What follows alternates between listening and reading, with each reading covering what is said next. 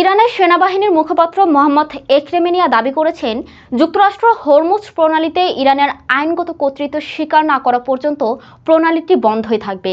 ইরানের রাষ্ট্রীয় বার্তা সংস্থা IRNA এর খবরে বলা হয়েছে, এক স্মরণসভায় বক্তব্য দিতে গিয়ে তিনি বলেন, হরমুজ প্রণালীর নিয়ন্ত্রণ ইরানের জাতীয় দাবি এবং এ বিষয়ে দেশের সশস্ত্র বাহিনী কোনোভাবেই পিছু হটবে না।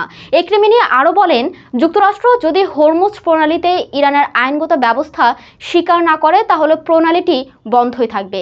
তিনি আরও বলেন, ইরান যুক্তরাষ্ট্রের সঙ্গে চলমান বিরোধে শেষ পর্যন্ত প্রতিরোধ চালিয়ে যাবে এবং এই অঞ্চলে যুক্তরাষ্ট্রের হস্তক্ষেপ ব্যর্থ করে দেবে। হরমুজ প্রণালী নিয়ন্ত্রণ প্রসঙ্গে তিনি বলেন, যুক্তরাষ্ট্র ভেবেছিল ইরানের দক্ষিণ উপকূলে কয়েকটি ঘাঁটিতে হামলা চালিয়ে এই কৌশলগত জলপথের নিয়ন্ত্রণ নিতে পারবে, কিন্তু ইরান তার ভূখণ্ডের যে কোনো স্থান থেকেই হরমুজ প্রণালী নিয়ন্ত্রণ করার সক্ষমতা রাখে। এটি শুধু উপকূল বা দ্বীপের ওপর নির্ভরশীল নয়।